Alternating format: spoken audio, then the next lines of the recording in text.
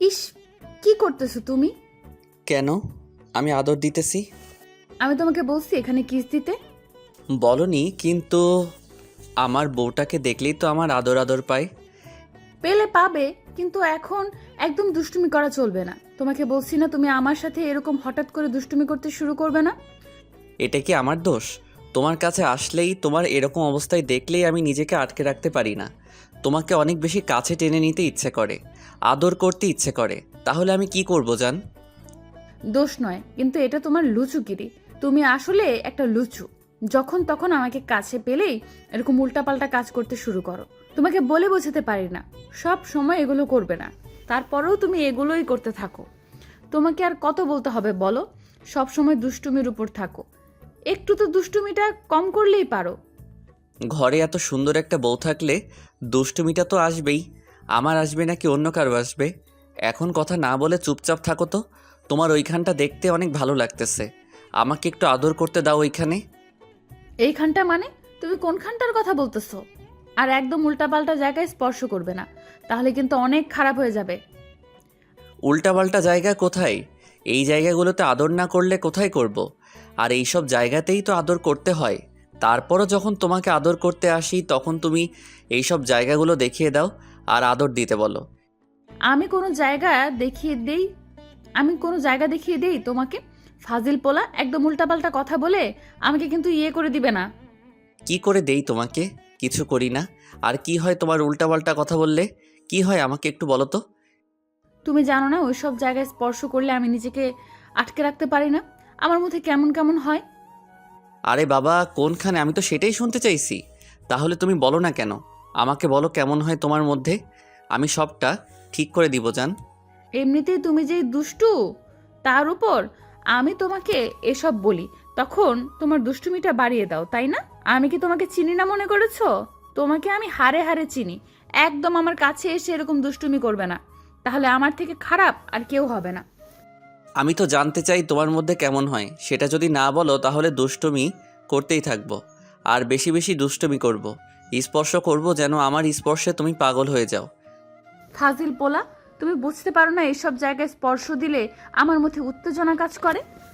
আমি অনেক বেশি উত্তেজিত হয়ে যাই, পাগল হয়ে যাই তোমার স্পর্শ পেলে।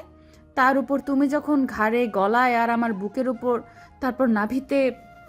থাক থাক, আর গভীরে যাওয়ার দরকার নেই। এসব কথা সবার সামনে বলে কি প্রকাশ করতে যাইতেছো আমি তোমার সাথে অনেক বেশি রোমান্স করি? করোই তো, ওরা শুনলে ক্ষতি কি? তুমি যেটা করো আমি সেটাই বলতেছি। এইসব জায়গায় তুমি স্পর্শ করে আমাকে পুরো পাগল করে দাও। তারপর সম্পূর্ণ আদরটা না পাওয়া পর্যন্ত আমি নিজেকে শান্ত করতে পারি না। তার উপর তুমি যে ফাজিল, এগুলো করে আমাকে উত্তেজিত করে দাও। কিন্তু আমার কাছে এসে আমাকে সম্পূর্ণ আদরটা করতে চাও না, আমাকে কষ্ট দিতে থাকো। ওই জন্যই তো তোমাকে এইসব করতে বারণ করি, আর এখন করতে দিচ্ছি না। তুমি সেটা না বুঝে উল্টাপাল্টা জায়গায় আমাকে স্পর্শ করতেছো। আরে বাবা, উল্টাপাল্টা জায়গায় কোথায় স্পর্শ করলাম? আর তুমি বুঝতেছো না, তোমাকে কাছে পেলে আমার আদর পাওয়ার ইচ্ছাটা বেড়ে যায়। তোমাকে ভালোবাসতে ইচ্ছে করে, প্রচণ্ড পরিমাণে কাছে পেতে ইচ্ছে করে। তার উপর তোমার এই জায়গাটা দেখতে এতটা কিউট, যার জন্য তোমার ওইখানটা স্পর্শ না করলে নিজেকে আটকে রাখতে পারি না।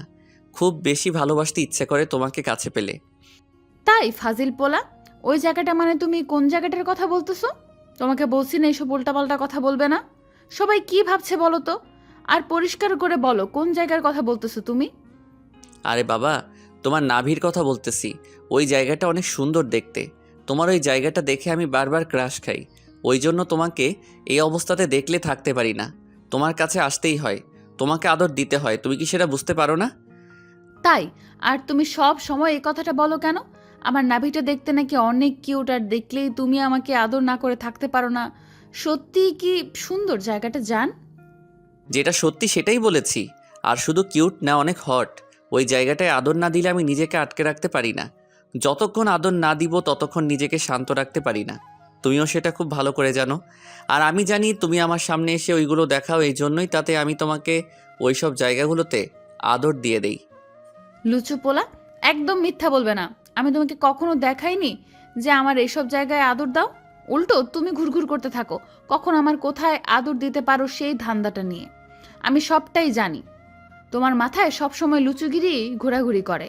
এখন কথা না বলে যে কাজটা করতেছো সেই কাজটা করতে থাকো। ঈশান একটা মুচকি হেসে আদ্রিতার সামনে বসে পড়ল। তারপর আবারও ওর প্যাটের উপর থেকে শাড়িটা সরালো। ওর এরকম কর্মকাণ্ডে আদ্রিতা ফ্যাল ফ্যাল করে ওর দিকে তাকিয়ে রইল আর দেখতে লাগলো ঈশান কি করে। ঈশান বেশ কিছুক্ষণ আদ্রিতার নাভির দিকে তাকিয়ে থেকে একটা মুচকি হাসি দিয়ে তারপর ওর নাভিতে মুখ ডুবিয়ে দিয়ে নাক ঘষতে শুরু করলো। আদ্রিতা ওকে কিছু বলে উঠতেই পারল না। ঈশানের গরম নিঃশ্বাস আদ্রিতার নাভিতে পড়তে লাগলো। সাথে সাথে ও চোখ জোড়া বন্ধ করে নিল আর কেমন শিউরে উঠল। ঈশান ওর নাভিতে বেশ কয়েকটা ডিপলি কিস করে দিল।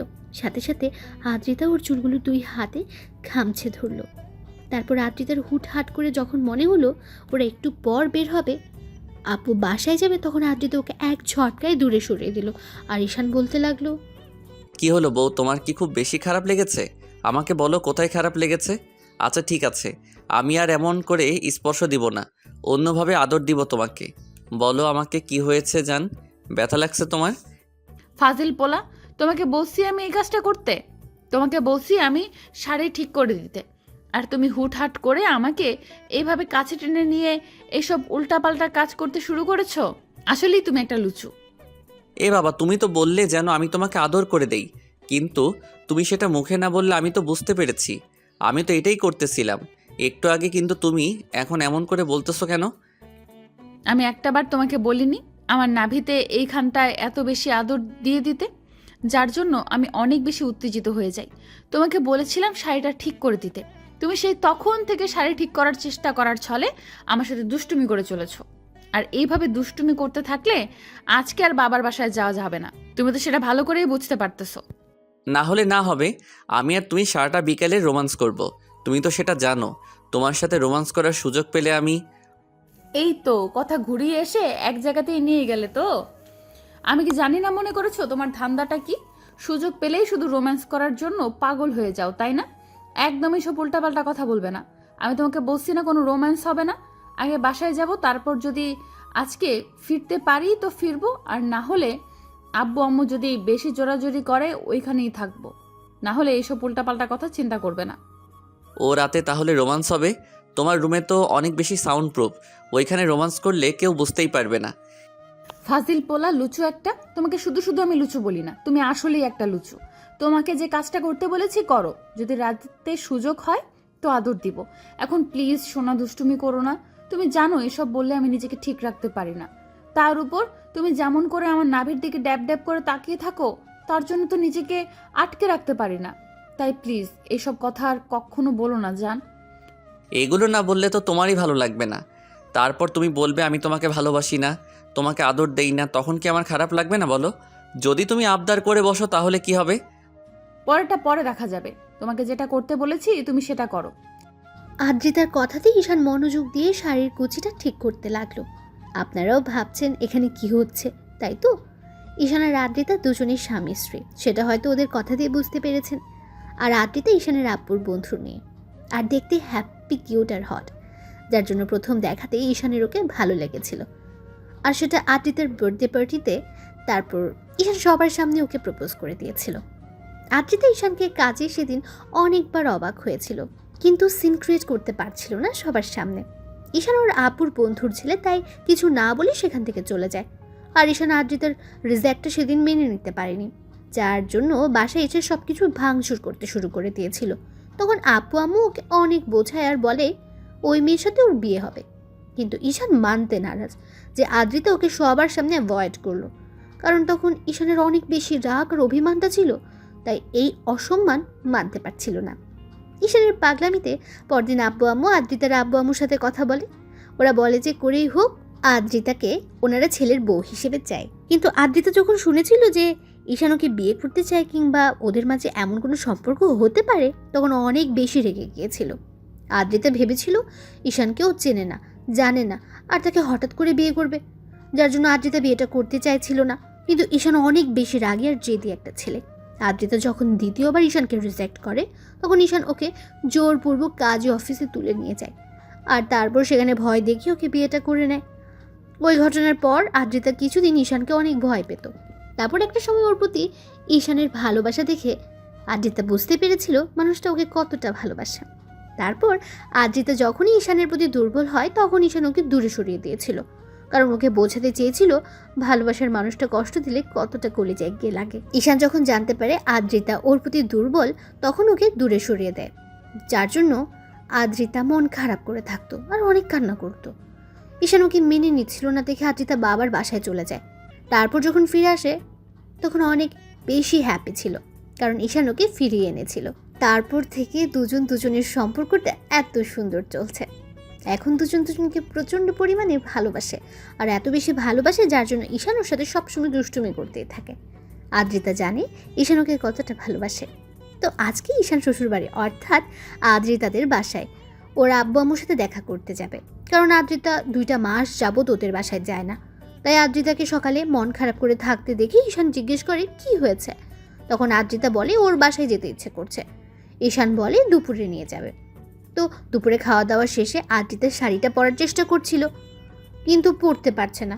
তখন ঈশান ওকে শাড়ি পরিয়ে দেওয়ার নামে ওর সাথে দুষ্টুমি করতে শুরু করে, আর তখন ওর নাবিতে কয়েকটা কিস করে দিতেই আদ্রিতা অমন করে কথাগুলো বলেছিল। তো ঈশানের শাড়িটা ঠিক করা হয়ে গেলে আবারও আদ্রিতার নাবির দিকে তাকাতে তখন আদ্রিতা বলতে লাগলো, আই ফাজিল পোলা, ওইদিকে ওইভাবে তাকিয়ে আছো কেন? তোমাকে বারণ করেছি না ওইদিকে তাকাবে না? তারপরেও একটা লুচুর মতো ওইদিকে তাকিয়ে আছো কেন? আজব তো, বউয়ের দিকে না তাকালে কার দিকে তাকাবো? আর তুমি সবসময় আমাকে লুচু লুচু বলতেছো কেন? বউয়ের দিকে তাকানো কি খুব বেশি অন্যায় হয়ে গেছে? আচ্ছা ঠিক আছে, এখন থেকে তাকাবো না।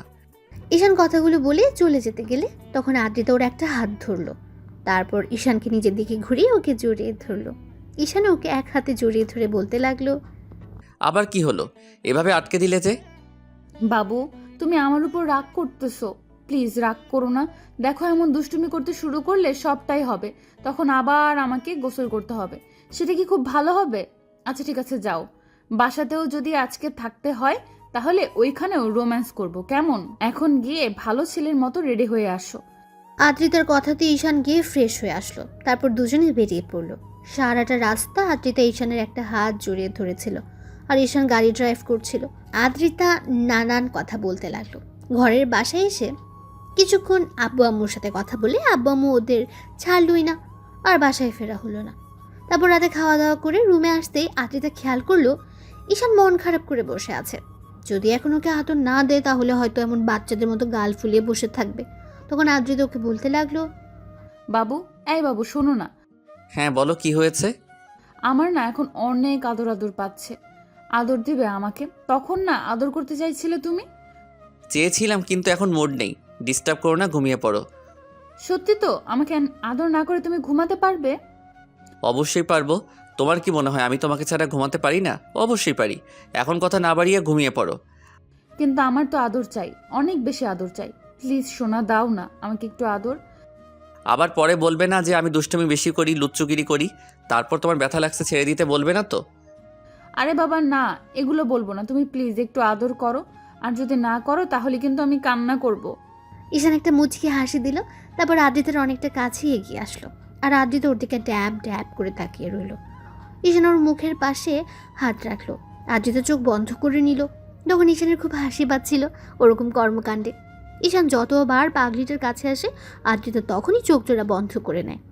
ঈশান ওর মুখের দিকে বেশ কিছুক্ষণ তাকিয়ে রইল, আর আদ্রিতা ঈশানের ঠোঁটের স্পর্শ না পেয়ে চোখ খুলল। ঈশান মুচকি মুচকি হাসছে। তখন আদ্রিতা অসহায়ভাবে ওর দিকে তাকিয়ে বলতে লাগলো, বাবু, তুমি আমাকে আদর করবে না? করবো তো, কিন্তু তোমার মুখে এক্সপ্রেশন দেখছিলাম। তুমি আমার আদর পাওয়ার জন্য কতটা ব্যাকুল হয়ে আছো সেটাই দেখতেছিলাম। সবে যখন জানো তাহলে এমন দূরে সরিয়ে দিচ্ছ কেন? আদর করো না আমাকে। ঈশান আদ্রিতার সাথে সম্মতি জানিয়ে ওর ঠোঁট জোড়া নিজের দখলে নিল। আদ্রিতা ওর শার্টের কলারটা আঁকড়ে ধরলো। তারপর ওকে বিছানায় ফেলে দিয়ে ওর সাথে গভীরভাবে রেসপন্স করতে লাগলো। এই যে ভাইয়া আর আপুরা, এরপর জানতে হবে না, এরপর অন্য গল্প থেকে জেনে নেবেন। আর বেশি জানার আগ্রহ থাকলে বিয়ে করে নেবেন। ধন্যবাদ সবাইকে আমাদের পাশে থাকার জন্য।